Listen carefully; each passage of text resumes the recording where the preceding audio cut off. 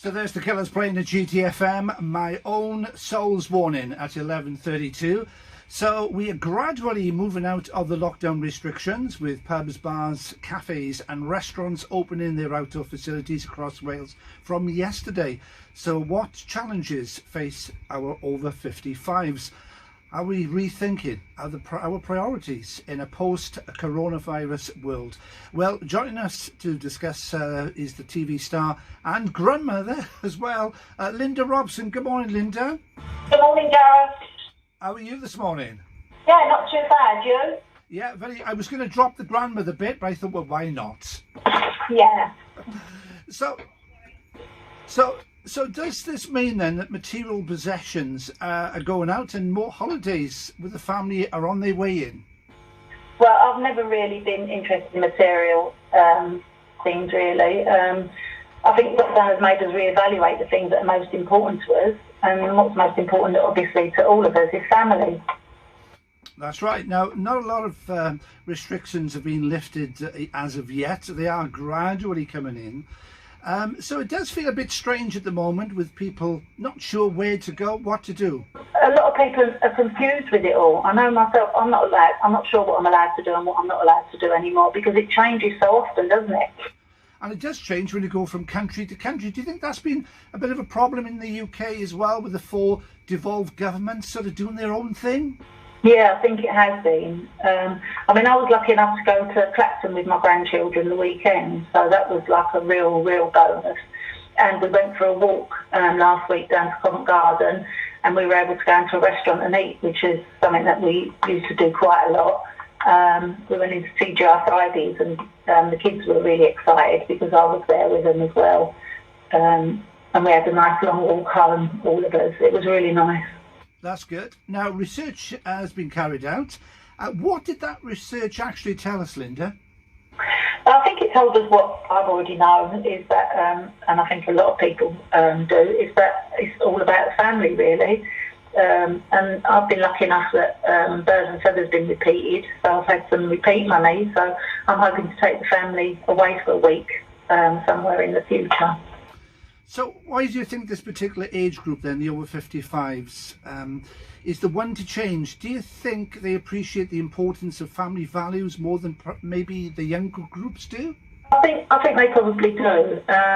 I spend a lot of time with my grandchildren normally, but obviously I haven't been able to this time, and that's been really, really difficult. Also, my sister Tina has had breast cancer, and she lives in Hertfordshire, so I haven't been able to visit her, so that's been really difficult. But luckily enough, we've got FaceTime and Skype and Zoom, even though I haven't got a clue how to use Zoom and Skype. And I'm lucky because I've got my children around me who are 24 and 28, and they can help me with those. There's a lot of older people who haven't got that around them, and if they haven't got an iPhone, they can't FaceTime their family, and sometimes even if they have got one, they don't know how to do it. I know when it came to emailing a few years ago, everything was faxed over, wasn't it? And my agent kept saying to me, you're going to have to learn how to email. I said, the kids sat down with me, and then they'd just lose their temper, because they'd say, click this once, and then I'd click it once, and they'd go, oh, you've clicked it twice now, why did you do that? So I went to just the local library and had an hour's lesson and came out emailing. So I emailed my agent. She was like, yes, thank God. Yeah. The sheets for today turned into a bit of a drama last night. We ran out of ink, so then we had to go and buy some ink. And oh, dear. I'm not very good with all this. So you are better, I hope, now that emailing? Yeah, I can email now, and I can answer emails now, but it took me a long time to learn how to do it. It was like, you've got to learn, because the same thing with fax machines, you run out of ink, and then you'd have to go to the shop to get ink and everything. And the thing about fax machines is my kids used to read everything that came through and say, yes, Mum, we're going for this. Oh, yes, Mum, we're definitely doing that. Brilliant stuff. And what about Zoom? Are you Zooming more now, 4 months into the pandemic? I'm Zooming with the help of my family. I wouldn't have a clue how to Zoom on my own. Right, now it's fair to say that people in their 20s generally go for more material possessions, like a new house and a new car. Would you agree with that? Probably. The younger ones want everything, don't they? They want everything to be perfect and that.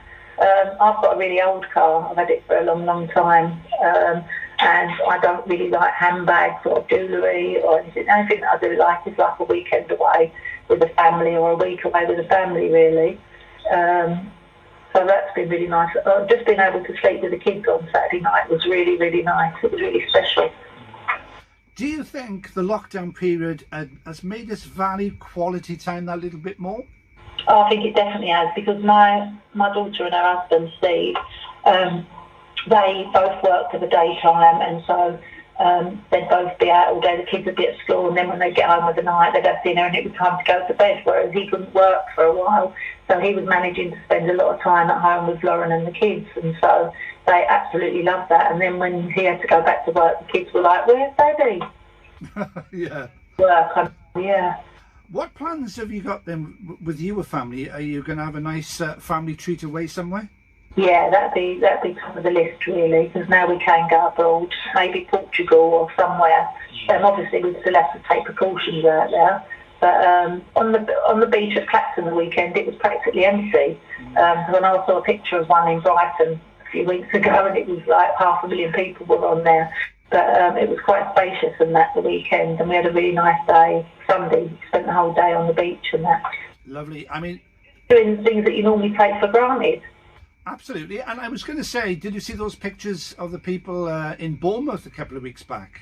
Was it Bournemouth? I thought it was Brighton. Yeah, I did. That was when there was 500,000 people on the beach, wasn't it? Yeah, that's it. Yeah.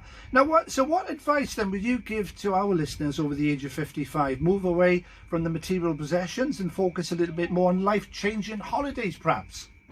I think just have a meeting with the family, get everyone together and think about, before it gets too busy, and plan an idea like of what you'd like to do.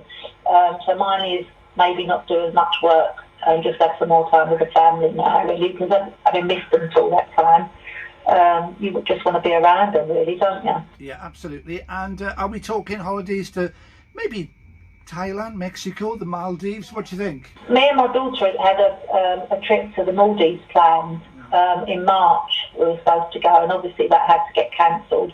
So maybe like later on in the year, we'll do our trip to the Maldives together.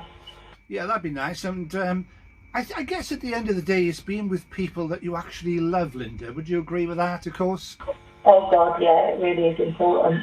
Really, really important. I mean, people like you love, like your colleagues on Loose Women.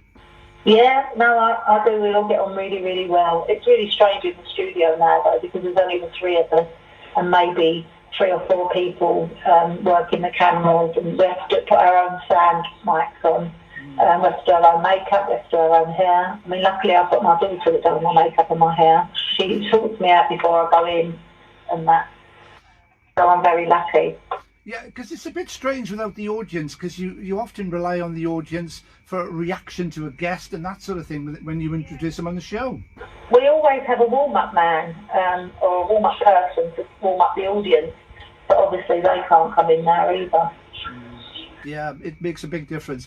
So does this mean that grandparents are less likely to help their grandchildren on the property ladder? Because a lot of people are talking about this at the moment, aren't they? Going for less material things then, and less help maybe. Well, we live in Islington, and my daughter lives in Islington, my son and my daughter, and so it's property prices here are really, really expensive. I mean, she lives in a really nice square, a council property, but to help her on the property ladder would be practically impossible. We're talking about, I don't know, £700,000 or £800,000 to buy her flat, which I can't help her that much. Now, Islington, that's North London, isn't it? Yeah. So are you Arsenal or Spurs? I'm Arsenal. All right, then. My son-in-law and my grandchildren are Tottenham. Yeah. Any fault. Apart from that, they're perfect. Yeah. Now then, would you say 55 is the new 35? Because grandmothers in particular, they seem to be moving away from the old traditional tasks of, say, sewing, knitting and other crafts, don't they? Oh, I've never been into that. I've always been able to sew up if there's a hole in something I can do, like invisible mending, sew that up and everything. But I've never really been into knitting or anything like that. Trying to start knitting in lockdown. Yeah. So where can people get more information then about this change? Because the research has been done. There's a website that you can go to. I'm not very good with this, but it's www.unitymutual.co.uk. Okay. people of our age to invest in their futures. Right, okay. The way they choose to do that, you know. So all the information is on there. Okay, I'm tempted to ask you again, but I think we got that. Now, just before you go, you seem to be enjoying yourself, as you mentioned, on Loose Women. Now, I did read that there might be a one-off episode of Birds of a Feather where we will see Tracy, Sharon and Dorian dealing with the actual lockdown. Is that true? There is talk of it. We're just waiting to hear about it now because they've had the repeats on and they've done amazing, the repeats. So I think, you know, ITV were delighted, and so there are talks now about doing some more, which would be really, really nice. And I'm guessing you keep in touch with people like Pauline and Leslie as well? And I've visited Leslie a few times, same thing, stood downstairs and she's at her balcony upstairs and just thought her over some goodies, some funny things like tenor ladies, tweezers for her whiskers on her chin, hair dye, and then some nice things like flowers and some chocolates and that. She's probably a lot different from her character, Leslie. She is really, yeah, she is. She's very sort of homely, and she's very glamorous. She does her yoga and she does her keep fit and that. And I've been lucky because I've got to see her quite a lot. Don't tell me you don't do yoga as well. I do, a little bit. Anyway, Linda Robson, it's been a pleasure talking to you. Thank you very much indeed. Thank you very much indeed for joining us on GTFM today. And I'm tempted now to book a holiday in Mexico, Linda. Oh, have you? Well, I'm tempted. You're tempted, you do it. Yeah, all right then. Till tomorrow what you can do today. Good advice. Linda, thank you very much indeed for joining us on the show.